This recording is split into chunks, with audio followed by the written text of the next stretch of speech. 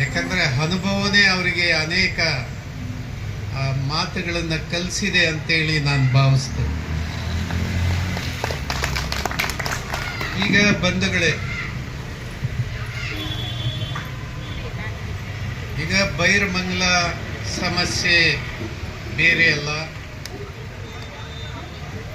ಆ ಕಡೆ ಜಂಗಮಕೋಟೆದು ಬೇರೆ ಅಲ್ಲ, ಸರ್ಜಾಪುರ ಭಾಗದ್ದು ಬೇರೆ ಅಲ್ಲ, ಅಥವಾ ದೊಡ್ಡಬಳ್ಳಾಪುರ ದೇವನಹಳ್ಳಿ ಬೇರೆ ಅಲ್ಲ. ಈಗ ನೆಲಮಂಗಲದವರು ಅವರು ಕೂಡ ಬರಬೇಕಾಗಿತ್ತು, ಬಂದಿಲ್ಲ, ಬರ್ತಾರೆ. ಎಲ್ಲರ ಸಮಸ್ಯೆಯೂ ಕೂಡ ಬೆಂಗಳೂರು ಸುತ್ತಮುತ್ತ ಒಂದೇ ಇದೆ. ಈಗ ನಾವು ಇದಕ್ಕೆ ಪರಿಹಾರ ಮಾರ್ಗವನ್ನು ಹುಡುಕಬೇಕು.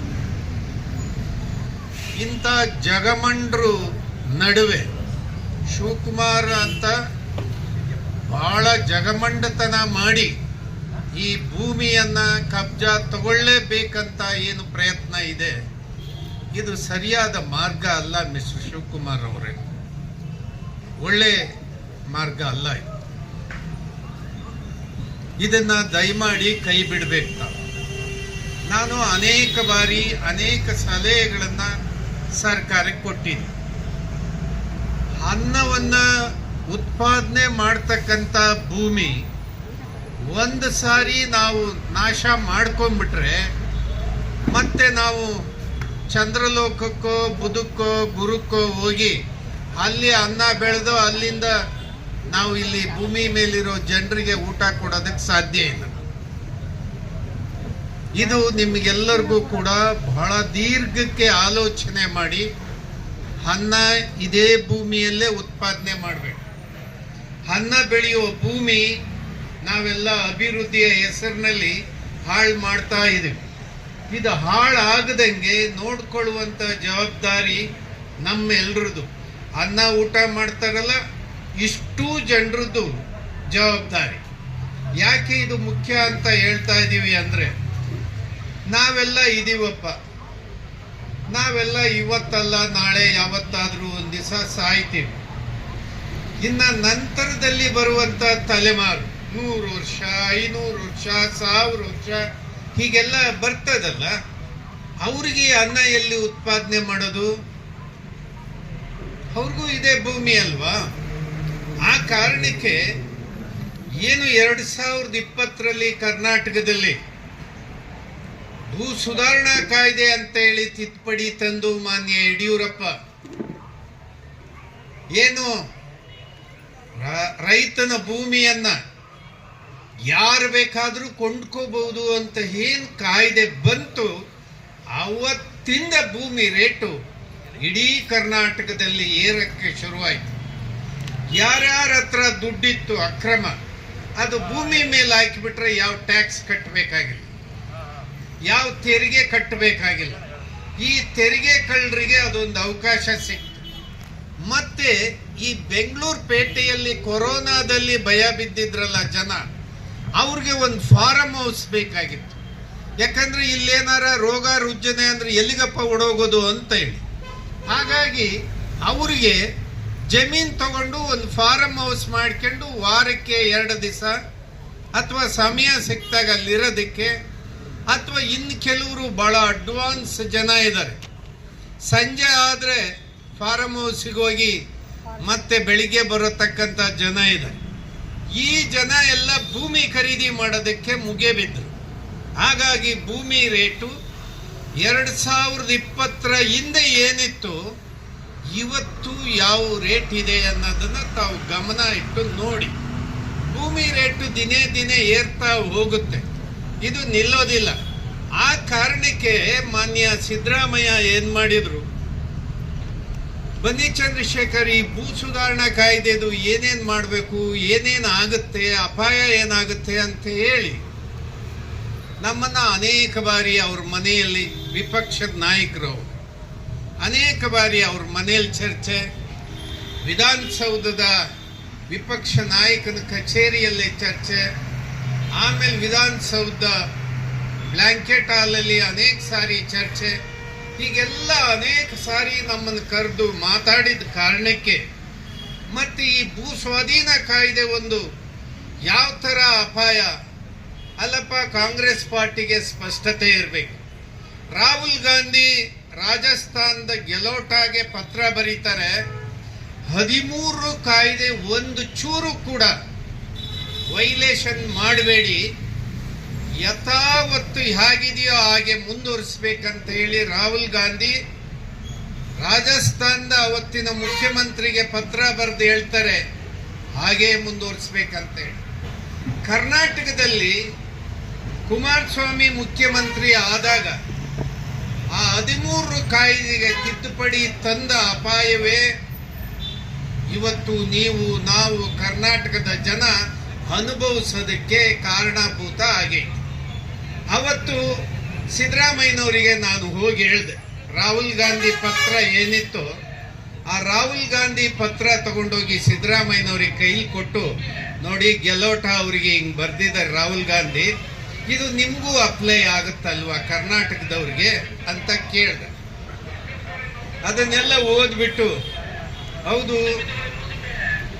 ಸರಿ ಇದೆ ಚಂದ್ರಶೇಖರ್, ಆದರೆ ಇದನ್ನ ಪ್ರಶ್ನೆ ಎತ್ಬಿಟ್ರೆ ಸಾಕು, ದೇವೇಗೌಡರು ಮಗ ನನ್ನ ಮೇಲೆ ಬಿದ್ದುಬಿಡ್ತಾರೆ. ಹೆಂಗ್ ಹೇಳೋದು ಅವ್ರಿಗೆ? ಇನ್ನೊಂದು 6 ತಿಂಗಳಿರಿ ಸರ್ಕಾರ ಹೋಗುತ್ತೆ, ನಾವೇ ಅಧಿಕಾರಕ್ಕೆ ಬರ್ತೀವಲ್ಲ, ಎಲ್ಲ ಕಿತ್ತಾಕ್ಬಿಡೋಣ ಚಂದ್ರಶೇಖರ್. ಭೂ ಸುಧಾರಣಾ ಕಾಯ್ದೆ ತಿದ್ದುಪಡಿ ರದ್ದು ಮಾಡೋಣ, ಭೂ ಸ್ವಾಧೀನ ಕಾಯ್ದೆ ಏನಿದೆ ಇವರು ತಂದಿದ್ದು ಇದನ್ನು ರದ್ದು ಮಾಡಿಬಿಡೋಣ, ಅವ್ರಿಗೆ ಹೇಳೋದೇ ಬೇಡ ಅಂತ ಅಂದ್ರು.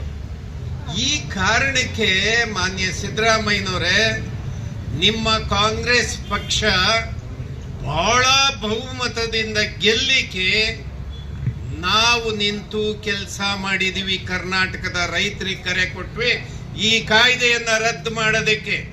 ಸಮರ್ಥ ಸಿದ್ದರಾಮಯ್ಯ, ಈ ಸರ್ಕಾರಕ್ಕೆ ನಾವು ಬೆಂಬಲ ಕೊಡೋಣ, ಎಲ್ಲ ಗಟ್ಟಿಯಾಗಿ ನಿಂತು ಈ ಸಾರಿ ಕಾಂಗ್ರೆಸ್ ಪಕ್ಷನ ಗೆಲ್ಸನ ಅಂತ ಹೇಳಿ ಕರೆ ಕೊಟ್ವಿ. ಇವತ್ತು ಎಷ್ಟು ಸ್ಥಾನ ಕಾಂಗ್ರೆಸ್ ಗೆದ್ದಿರೋದು? 136 ಸೀಟು ನೀವು ಗೆದ್ದಿದ್ದೀರಿ. ಮಿಸ್ಟರ್ ಶಿವಕುಮಾರ್ ಅವರಿಗೆ ನಿಮಗೆ ಜ್ಞಾಪಕ ಮಾಡ್ತೀವಿ, ಇಂಥ ಬಹುಮತವನ್ನ ತಗೊಂಡಂಥದ್ದು ನಾನು ಅಧ್ಯಕ್ಷ ಆಗಿರೋ ಕಾರಣಕ್ಕೆ ಅಂತ ಹೇಳ್ಕೊಂಡು ಓಡಾಡ್ತೀಯಲ್ಲ, ಚಾಲೆಂಜ್ ಮಾಡು. ಮುಂದಿನ 28 ಚುನಾವಣೆಯಲ್ಲಿ ನೀನು ಎಷ್ಟು ಸೀಟ್ ಕರ್ನಾಟಕದಲ್ಲಿ ಗೆಲ್ತೀನಿ ಅಂತೇಳಿ ಘೋಷಣೆ ಮಾಡ. ಇದೇ ರೀತಿ ನಿನ್ನ ಕಾಯ್ದೆಯನ್ನ ಮುಂದುವರಿಸ್ತೀವಿ, ರೈತರ ಕೈಗೆ ಚುಪ್ ಕೊಡ್ತೀವಿ, ನಿಮ್ಮನ್ನ ದಿವಾಳಿ ಮಾಡ್ತೀವಿ, ನಿಮ್ಮ ಬದುಕನ್ನ ನಾಶ ಮಾಡ್ತೀವಿ ಅಂತ ಹೇಳಿ ನಿನ್ನ ಹಠಮಾರಿ ಧೋರಣೆ ಮುಂದುವರಿಸೋದಾದ್ರೆ ನಾವು ಸುಮ್ಮನೆ ಇರೋದಕ್ಕೆ ಸಾಧ್ಯ ಇಲ್ಲ. ಅದೇ ಕಾರಣಕ್ಕೆ ನೀವು ಯಾರೋ ಒಂದು ಪ್ರಶ್ನೆ ಎತ್ತೀರಿ, ನೀವು ಸಕಾಲಕ್ಕೆ ಬರಲಿಲ್ಲ, ನಾವು ಅಲ್ಲಿ ಬಂದು ಮಾತಾಡಿದ್ವಿ ಅಂತ ಹೇಳಿದ್ರಿ. ನಾವು ಬರ್ದೇ ಇರೋದಕ್ಕೆ ಇಷ್ಟೇ ಕಾರಣ. ಇಲ್ಲಿ ರಾಜಕಾರಣಿಗಳು ಬಂದು ಮಾತಾಡ್ಲಿಕ್ಕೆ ಶುರು ಆದ ಮೇಲೆ ನೋಡೋಣ ಅವ್ರದ್ದು ಏನೇನು ಹೇಳ್ತಾರೆ ಕೇಳ್ತಾರೆ. ನಾವು ಹೋದ್ರೆ ಮನ್ನಣೆ ಕೊಡ್ತಾರೋ ಇಲ್ವೋ ರೈತರು ಇಲ್ಲಿ, ಅಥವಾ ಗೌರವ ಕೊಡದೇ ಇದ್ರೆ ನಾವು ಹೋಗಿ ಪ್ರಯೋಜನ ಆಗಲ್ಲ ಅಂತ ಹೇಳಿ ಕಾದು ನೋಡುವ ತೀರ್ಮಾನಕ್ಕಿದ್ವಿ. ಈಗ ಯಾಕೆ ನಾವು ಬರಬೇಕಾಗಿದೆ ಅಂದ್ರೆ ಇನ್ನ ಯಾವುದೇ ದಾರಿ ಇಲ್ಲ ಬಂಧುಗಳೇ. ಸರ್ಜಾಪುರದವರು ಬಿಡದಿ ಹೋರಾಟಕ್ಕೆ ಬರಬೇಕು, ಬಿಡದಿ ಹೋರಾಟಗಾರರು ಸರ್ಜಾಪುರಕ್ಕೆ ಹೋಗ್ಬೇಕು, ಸರ್ಜಾಪುರದವರು ಜಂಗಮಕೋಟೆಗೆ ಹೋಗ್ಬೇಕು, ಜಂಗಮಕೋಟೆಯವರು ದೊಡ್ಡಬಳ್ಳಾಪುರಕ್ಕೆ ಹೋಗ್ಬೇಕು, ನೆಲಮಂಗಲಕ್ಕೆ ಹೋಗ್ಬೇಕು, ನೆಲಮಂಗಲದವರು ಸುಮ್ಮನೆ ಕೂರಂಗಿಲ್ಲ, ಅವರು ಎದ್ದು ಬರಬೇಕು. ಹಿಂಗೆ ಎಲ್ಲ ರೈತರು ಒಗ್ಗಟ್ಟಿನಿಂದ ಹೋರಾಟಕ್ಕೆ ಹೆಜ್ಜೆ ಹಾಕಿದ್ರೆ ಇದೇನು ದೊಡ್ಡ ವಿಷಯ ಅಲ್ಲ.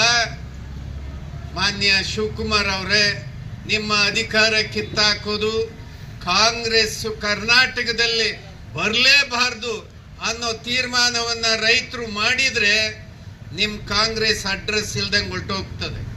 ಅದಕ್ಕೆ ನಿಮಗೊಂದು ಎಚ್ಚರಿಕೆ ಸಂದೇಶವನ್ನ ಕೊಡ್ತಾ ಇದ್ದೀವಿ, ಇದನ್ನು ಎಚ್ಚರಿಕೆಯಿಂದ ನೀವು ಸ್ವೀಕಾರ ಮಾಡಿ.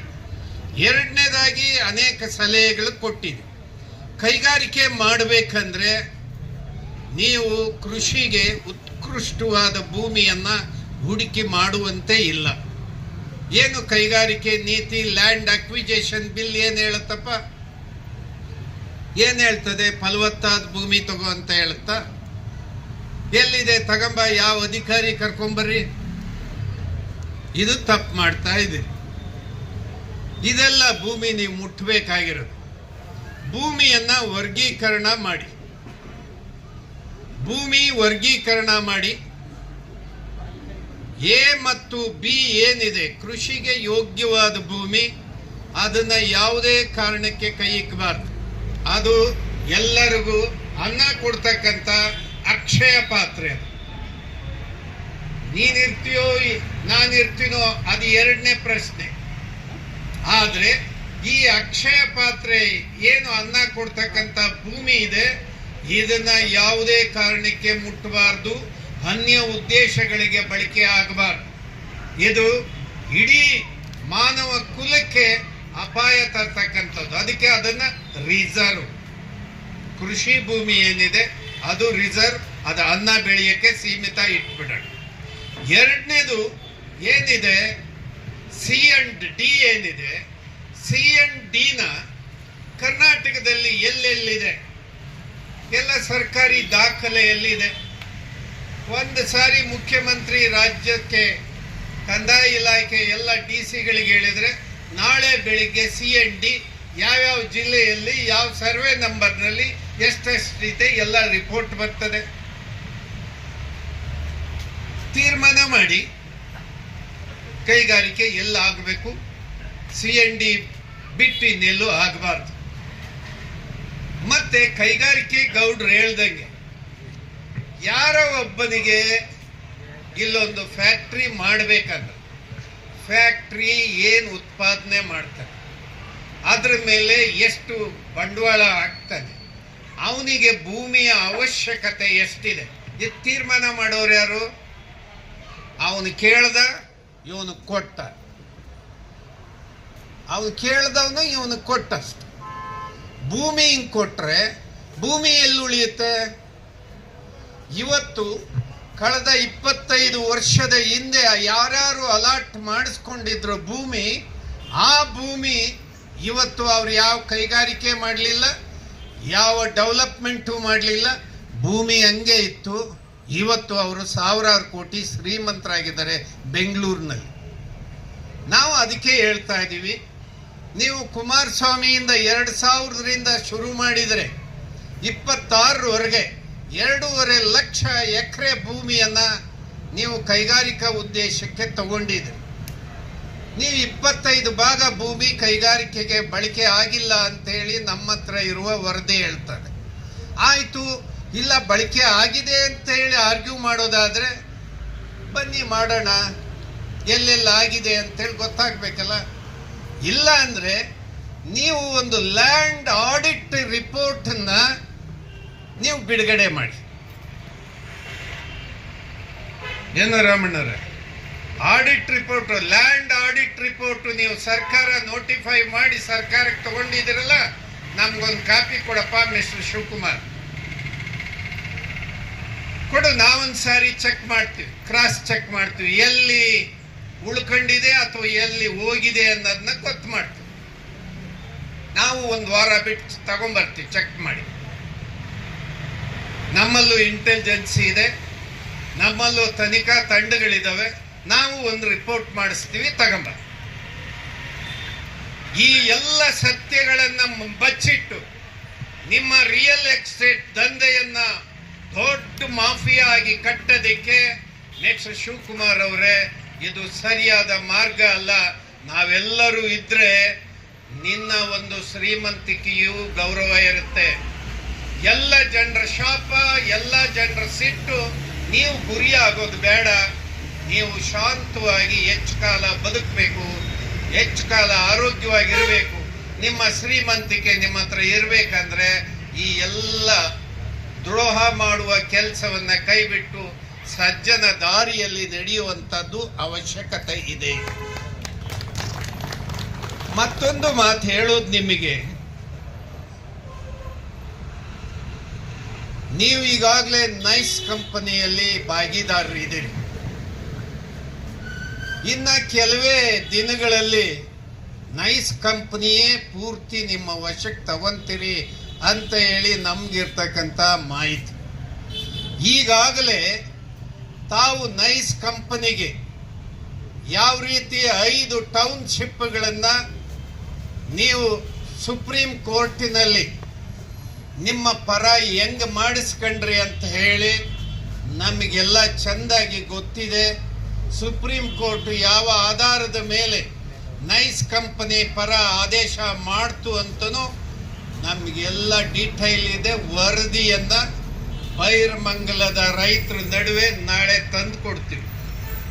ಅದು ಎರಡನೇ ವಿಷಯ. ಅದು ಆದರೆ ಆ ಕಡೆ ಕೆಂಗೇರಿ ಟೌನ್ಶಿಪ್, ನೈಸ್ ಕಂಪನಿಯ ಟೌನ್ಶಿಪ್ ಇದೆ ಕೆಂಗೇರಿ, ಅಲ್ಲಿ 4,500 ಎಕರೆ ಟೌನ್ಶಿಪ್ ಇದೆ. ಈ ಕಡೆ ಬಿಡದಿ ಟೌನ್ಶಿಪ್ ಇದೆ, ನೈಸ್ ಕಂಪನಿಯ ಟೌನ್ಶಿಪ್ ಇದೆ. ಅದರ ನಡುವೆ ಇರ್ತಕ್ಕಂಥ ಭೂಮಿ ಒಂದಷ್ಟು ನೀವು ಅದಕ್ಕೆ ಕನೆಕ್ಟೆಡ್ ಲ್ಯಾಂಡ್ ಬೇಕು. ಅದು ವಿಸ್ತಾರವನ್ನು ಬಹುದೊಡ್ಡ ವಿಸ್ತಾರ ಮಾಡಲಿಕ್ಕೆ ಏನು ಈ ಭಾಗ ಅಂದರೆ ನಿಮ್ದೇ ಏರಿಯಾ ಇದು ಪೂರ್ತಿ ಮಾಡಲಿಕ್ಕೆ ನೀವು ಇಂತಿಂತ ಯೋಜನೆ ಮಾಡ್ಕೊಂಡು ಹೊರಟಿದ್ರಲ್ಲ ಮಿಸ್ಟರ್ ಶಿವಕುಮಾರ್, ನೀನು 1,001 ವರ್ಷ ಬದುಕ್ತೀಯಾ? ಅಲ್ಲ, ಇಷ್ಟೆಲ್ಲ ಬೇಕಲ್ಲಪ್ಪ ನೀನು ಮಾಡಿದವನು. ಇಷ್ಟೆಲ್ಲ ಬೇಕು ಅಂತೇಳಿ ನಿನ್ನ ಆಸೆಗೆ ಅಷ್ಟೊಂದು ಮಿತಿ ಮೀರಿದ ಆಸೆಗಳನ್ನ ಕಟ್ಕೊಂಡಿದೆಯಲ್ಲ, ನೀನು 1,001 ವರ್ಷ ಬದುಕ್ತೀಯಾ? ಹೌದಾ? ಅಲ್ಲಪ್ಪ, ನೀನ್ ತಿನ್ನೋದು 1 ಸ್ಪೂನ್ ರೈಸ್, ಒಂದು ಇಡೀ ಇಪ್ಪಡಿ ನಲ್ಲಿ ಸ್ವಲ್ಪ ಆಳು ಬಿಗಿಯಾಗಿದ್ರೆ ದೊಡ್ಡ ಇಪ್ಪಡಿ ಅನ್ನ ತಿಂತೀರಿ. ಇಲ್ಲ ನಮ್ಮಂಥವ್ರಾದ್ರೆ ಸಾಕಪ್ಪ ಇಷ್ಟೇ ಅಂತ ಹೇಳಿ ತಿಂತೀವಿ. ಆಯ್ತಪ್ಪ, ನೀನ್ ತಿನ್ನೋದು ಅಷ್ಟೇ, ನಾವು ತಿನ್ನೋದು ಅಷ್ಟೇ. ಈಗೆಲ್ಲ ಕೆಲವರೆಲ್ಲ ಲಕ್ಷಾಂತರ ರೂಪಾಯಿಂದ ಡ್ರಿಂಕ್ಸ್ ಕುಡಿತಾರೆ, ನೀನು ಅದು ಕುಡಿಯೋದಿಲ್ಲ, ಆರ್ಡಿನರಿ ಡ್ರಿಂಕ್ಸ್ ಕುಡಿತೀಯ ನೀನು. ಹಾಗಾಗಿ ಯಾಕೆ ಬೇಕು ಇಷ್ಟೊಂದು ಸಂಪತ್ತು ನಿನಗೆ? ಯಾಕಪ್ಪ ಬೇಕು? 1000 ವರ್ಷ ಇರ್ತೀಯ? ನೀನು ಎಂಥ ಕಂಪನಿಯ ಕಟ್ಟುತ್ತೀಯ ಕಟ್ಟು. ನಾಳೆ ನಿನ್ನ ಕುಟುಂಬದವರು ನಾಳೆ ರಾಜ್ಯದ ರಾಜಕಾರಣದಲ್ಲಿ ನಾಳೆ ಇನ್ನೊಬ್ರು ಮುಖ್ಯಮಂತ್ರಿ ಆಗಬಹುದು. ಆದರೆ ಈ ಜನ ಮನಸ್ಸಿನಲ್ಲಿ ಇವರು ಒಳ್ಳೆಯವರಲ್ಲ ಅಂದ್ರೆ ಯಾವತ್ತು ಬೇಕಾದ್ರೂ ನಿನ್ನ ಕಂಪನಿ ಮುಳುಗೋಗ್ಬಹುದು. ಅದಕ್ಕೆ ಎಚ್ಚರಿಕೆ ಇರಲಿ. ನಾವು ಬಹಳ ಸಭ್ಯತೆಯಿಂದ ಹೇಳ್ತಾ ಇದ್ದೀವಿ, ಇದನ್ನ ಕೈ ಬಿಟ್ಬಿಡು, ಒಳ್ಳೇದಲ್ಲ. ಈಗ ನೀನು ತೊಡೆ ತಟ್ಟು, ಕುಮಾರಸ್ವಾಮಿ ಮೇಲೆ ಯುದ್ಧ ಮಾಡು, ರಾಜಕೀಯ ಯುದ್ಧ, ನಾವೇನ್ ಬೇಡ ಅನ್ನಲ್ಲ. ರೈತರನ್ನ ಯಾಕೆ ಬಲಿ ತಗಂತ ಇದ್ದೀರಿ? ಆ ಕಡೆ ಕುಮಾರಸ್ವಾಮಿ ತೋರ್ಸೋದು, ಇಲ್ಲಿ ರೈತರು ಭೂಮಿ ಒಡೆಯೋದು. ನನಗೆ ಎಷ್ಟು ನೋವಾಯ್ತು ಅಂದ್ರೆ, ಆ ಟ್ಯಾಂಕ್ ಮೇಲ್ ನಿಂತ್ಕೊಂಡು ನೋಡಿದ್ರೆ ಕಣ್ಣು ತುಂಬಾ ಹಸರೆ, ಯಾವ ಕಡೆಗೆ ತಿರುಗಿ ನೋಡಿದ್ರು ಹಸರೆ. ಅಯ್ಯೋ, ಹೊಟ್ಟೆ ಹುರಿದೋಗ್ಬಿಡುತ್ತೆ. ಈ ಭೂಮಿ ಆ ಗಿಡ ಮರ ಲಕ್ಷಾಂತರ ಕೋಟ್ಯಾಂತರ ಏನು ಜೀವಿಗಳು ಬದುಕ್ತಾ ಇದ್ದಾವೆ, ಈ ಮನುಷ್ಯರು ಎಂಥ ಆ ಕೃಷಿಯನ್ನ ಮಾಡಿ, ರೈತಾಪಿ ರಾಮಣ್ಣಂತವರು ಎಂಥ ತ್ಯಾಗ ಮಾಡಿ ಅದನ್ನೆಲ್ಲ ಕಟ್ಟಿ ಬೆಳೆಸಿದ್ದಾರೆ. ಒಂದೊಂದು ಗಿಡಕ್ಕೆ ಯಾವ್ದು ಎಷ್ಟು ಹನಿ ಬೆವರ ಹಾಕಿ ಆ ಗಿಡವನ್ನ ನೆಟ್ಟಗೆ ಮಾಡಿ ಫಸಲ್ ಕೊಡುವಂತ ಕಲ್ಪವೃಕ್ಷ ಮಾಡಿದ್ದಾರೆ. ಆ ತ್ಯಾಗಕ್ಕೆ ಅವರಿಗೆ ಕಾಲಿಗೆ ನಮಸ್ಕಾರ ಮಾಡಿ ಹೇಳಬೇಕಾದಂತ ಶಿವಕುಮಾರ್, ನೀನು ಮುಖ್ಯಮಂತ್ರಿಯಾಗಿ ಎಂಥ ಪುಣ್ಯಾತ್ಮರು ನೀವು. ಅದೆಷ್ಟು ಗಿಡ ಮರಗಳನ್ನು ನೆಟ್ಟು ಸಮೃದ್ಧಿ ಮಾಡಿದಿರಿ. ಆ ನೀರು ಬೆಂಗಳೂರಿಂದ ಬಂದದ್ದು ಆ ಫಿಲ್ಟರ್ ಆಗಿ ಭೂಮಿಯಲ್ಲಿ ಹೋಗಿ ಅದು ಎಷ್ಟು ಮುಂದಕ್ಕೆ, ಎಷ್ಟು ಪ್ರದೇಶಕ್ಕೆ ಅಂತರ್ಜಲವನ್ನು ಹೆಚ್ಚು ಮಾಡಿ ಕೊಡ್ತಾ ಇದೆ. ಇದೆಲ್ಲದು ರೈತರದು ತ್ಯಾಗ ಅಲ್ವಾ? ಇದೆಲ್ಲ ತ್ಯಾಗ ಅಲ್ಲ? ನೀನು ಈ ದಿನ ಕರ್ನಾಟಕದಲ್ಲಿ 10 ಲಕ್ಷ ಗಿಡಗಳನ್ನ ನಟ್ವಿ. ಯಾಕೆ ನಡ್ತಾ ಇದೀಯ? ಯಾಕಪ್ಪ ನಟ್ಟೆ? ಗಿಡದ ಬೆಲೆ ಗೊತ್ತಾ? ಆ ಗಿಡದ ಒಂದು ಗುಣಗಳು ಗೊತ್ತಾ ನಿನಗೆ? ಇದೆಲ್ಲ ತೋರಿಕೆ ಕಾರ್ಯಕ್ರಮದಿಂದ ಏನಾಗಲ್ಲ. ಇಲ್ಲಿ ಬೆಳೆದಂತ ಗಿಡಗಳನ್ನ ನಾಳೆ ನೀನು ಆ ಗಿಡ, ತೆಂಗಿನ ಗಿಡ ಕಡಿದ್ರೆ, ಆ ಅಡಿಕೆಯನ್ನ ಕಡಿದ್ರೆ, ಆ ಒಂಬಾಳೆಗಳನ್ನ ಕಡಿದ್ರೆ ಏನೆಲ್ಲ ಆಗುತ್ತೋ ಆ ಎಲ್ಲದೂ ಕೂಡ ನೀನು ಒಬ್ಬ ಮನುಷ್ಯ ಆಗಿ ನೋಡ್ಬೇಕು. ನೀನ್ ಬರೋದಾದ್ರಪ್ಪ, ನಾನೊಂದು ಪತ್ರ ಕಳಿಸ್ತೀನಿ ನಿನಗೆ. ನೀನು ಬರೋದಾದ್ರೆ ನಾನು ಕರ್ಕೊಂಬರ್ತೀನಿ ಬೈರಮಂಗಲ. ಎಂಥದ್ದು ಅದು ಟ್ಯಾಂಕು? ಬನ್ನಿಗಿರಿ ಟ್ಯಾಂಕ್ ಇದೆಯಲ್ಲ, ವಾಟರ್ ಟ್ಯಾಂಕ್. ಅದ್ರ ಮೇಲೆ ಹೋಗಿ ನಾನು ನೀನು ಇಬ್ರು ನಿಂತ್ಕೊಂಡು ನಾನು ತೋರಿಸ್ತೀನಿ ಈ ಏರಿಯಾ ಎಲ್ಲ ಗಿಡ ಮರ.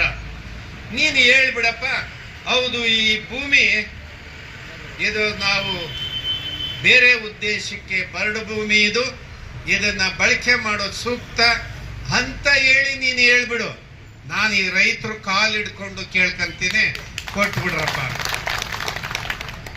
ಮತ್ತೆ ಅವ್ರು ಕರ್ಕೊಂಡ್ ಬಂದಾಗ ನೀವು ಗಲಾಟೆ ಮಾಡಕ್ ಹೋಗ್ಬೇಡಿ. ಏನು ರಾಮಯ್ಯನವರು, ನೀವು ಪರ್ಕೆ ತಗೊಳ್ಳೋದು ನೀವು ಪರ್ಕೆ ತಗೊಳ್ಳೋದು, ಗದ್ದಲ ಮಾಡೋದು, ಏನವ ನೀರು ಎರಚೋದು, ಇದೆಲ್ಲ ಏನು ಮಾಡಬಾರ್ದು. ರಾಜ್ಯದ ಮುಖ್ಯಮಂತ್ರಿಯಾಗಿ ಕರ್ಕೊಂಬರೋಣ. ನೀನು ಬಂದು ನೋಡಪ್ಪ, ನನ್ನ ಜವಾಬ್ದಾರಿ ಕರ್ಕೊಂಬರ್ತೀನಿ, ಬಾ. ನೀನ್ ಬಂದು ನಿಂತ್ಕೋ. ಎಲ್ಲ ಬರಡು ಭೂಮಿ, ಅಲ್ಲಿ ಯಾರು ರೈತರಿಲ್ಲ, ರೈತರು ಹಾಳಾಗಿ ಹೋಗ್ಬಿಟ್ಟಿದ್ದಾರೆ. ಆ ಕಾರಣಕ್ಕೆ ರೈತರೇ ವಾಲಂಟಿಯರ್ ಆಗಿ ಕ್ಯೂ ನಿಂತಿದ್ದಾರೆ, ಕೊಡ್ತಾ ಇದ್ದಾರೆ ರೈತರು ವಾಲಂಟಿಯರ್ ಆಗಿ ಅಂತ ಹೇಳ್ತೀಯಲ್ಲ. ಬಂದಿಲ್ಲಿ ಯಾವುದೋ ಆಂಜನೇಯನ ದೇವಸ್ಥಾನ ತಾನೆ, ನೀನು ಬಹಳ ಪರಮ ಭಕ್ತ ಅಲ್ಲ, ದೇವರು ಭಕ್ತ. ಬೆಳಿಗ್ಗೆ ಎದ್ದು ಏನು ದೇವರುಗಳಿಗೆಲ್ಲ ನಮಸ್ಕಾರ ಮಾಡಿ, ಈಗ ಹೆಚ್ಚು ಕಡಿಮೆ 1-2 ಲಕ್ಷ ಕೋಟಿಗೆ ಇದೆಯಾ, ಅದನ್ನ ಇನ್ನೂ 10 ಲಕ್ಷ ಕೋಟಿ ಅದು ಯಾವಾಗ ಆಗಬೇಕು, ಕೋಟೆ ನಂದು ಅಂತೇಳಿ ಕನಸು ಕಾಣ್ತಾ ಇದೆಯಲ್ಲ. ನೀನ್ ಬಂದು ನಿಂತ್ಕೊಂಡು ಇಲ್ಲಿ ಹೇಳ್ಬಿಡಪ್ಪ. ಹೇಳಕ್ಕಾಗತ್ತಾ? ಹಸಿ ಸುಳ್ಳನ್ನ ನೀನು ಮತ್ತೆ ಮತ್ತೆ ರಿಪೀಟ್ ಮಾಡೋದು ಬೇಡ.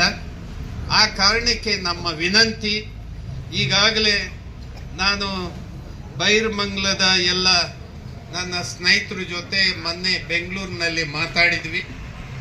ಹಾಗೆ ಎಲ್ಲ ಸ್ನೇಹಿತರ ಜೊತೆನೂ ಕೂಡ ಚರ್ಚೆ ಮಾಡಿ, ಈಗ ಕುಮಾರಸ್ವಾಮಿ ಅವರ ನಾಯಕತ್ವದಲ್ಲಿ ಏನು ಪಾದಯಾತ್ರೆ ನಡೆಯಿತು, ನಡಿ. ನಾವು ಕೂಡ ನೈತಿಕವಾಗಿ ಅವರಿಗೆ ಬೆಂಬಲವನ್ನ ಕೊಡ್ತೀವಿ. ನಿಮ್ಮ ಪಾದಯಾತ್ರೆಗೆ ಜೈ. ಎರಡನೇದಾಗಿ, ನಾವು ರೈತರು ನೈತಿಕತೆ ಇರೋರು, ನಾವು ರಾಜಕೀಯ ಲಾಭಕ್ಕೋಸ್ಕರ ನಾವು ಹೋರಾಟ ಮಾಡ್ತಾ ಇಲ್ಲ. ರಾಜಕೀಯ ಲಾಭ ಅಥವಾ ಗುರಿಯನ್ನ ಇಟ್ಕೊಂಡು ನಾವು ಬೈರಮಂಗಲಕ್ಕೆ ಬಂದಿಲ್ಲ. ಆ ಕಾರಣಕ್ಕೆ ನಾವೇನು ಸರ್ಜಾಪುರ ಇರ್ಬೋದು, ಆ ಕಡೆ ಏನು ಬೈರೇಗೌಡ್ರದು ಪ್ರದೇಶ ಇರ್ಬೋದು, ಜಂಗಮಕೋಟೆ ಇರ್ಬೋದು, ದೊಡ್ಡಬಳ್ಳಾಪುರದ ದೊಡ್ಡ ಬೆಳವಂಗಲ ಇರ್ಬೋದು, ನೆಲಮಂಗಲದ ಭಾಗ ಇರ್ಬೋದು, ಅಥವಾ ಬೇರೆ ಬೇರೆ ಪ್ರದೇಶದ ಎಲ್ಲ ರೈತರು ನಾವು ಒಟ್ಟಾಗಿ ನಿಂತು ನಾವು ಒಂದು ಪಾದಯಾತ್ರೆಯನ್ನ ನೈತಿಕ ಶಕ್ತಿಯ ಮೇಲೆ ನೀನು ಬಿಡಬೇಕು. ನಾವು ರೈತರು ಕೇಳ್ತಾ ಇದೀವಿ, ನೀನು ಬಿಡಬೇಕು. ಬಿಡದಲ್ಲೇ ಇದ್ರೆ ನಿನ್ನ ಮುಂದಕ್ಕೆ ನೋಡು. ನೀನು ಕರ್ನಾಟಕದಲ್ಲಿ ಕಾಂಗ್ರೆಸ್ ನಿರ್ನಾಮ ಮಾಡಿಸ್ಕೋಬೇಕಾ ಅಥವಾ ಇಲ್ವಾ ಅನ್ನೋದನ್ನ ರೈತರು ನಾವು ಏನು ರಾಮನಗರ ಏನು ಗ್ರೇಟರ್ ಬೆಂಗಳೂರು ಕಚೇರಿಗೆ ವಾರ್ನಿಂಗ್ ಮಾಡಿ ಅಲ್ಲಿ ನಾವು ನೋಟಿಸ್ ಅಂಟಿಸಿ ನಾವು ಅಲ್ಲಿಂದ ಬೆಂಗಳೂರಿಗೆ ಪಾದಯಾತ್ರೆ ಬರ್ತೀವಿ ಅಂತ ಹೇಳಿ ನಾವು ನಾಳೆನೇ ಅವರಿಗೆ ಒಂದು ನೋಟಿಸನ್ನು ಸರ್ಕಾರಕ್ಕೆ ಕಳಿಸ್ತೀವಿ. ಅದ್ರ ಜೊತೆಗೆ ದಿನಾಂಕವನ್ನು ನಾವು ಚರ್ಚೆ ಮಾಡಿದ್ವಿ. 13ನೇ ತಾರೀಕು ಅಧಿವೇಶನ ಪ್ರಾರಂಭ ಆಗುತ್ತೆ.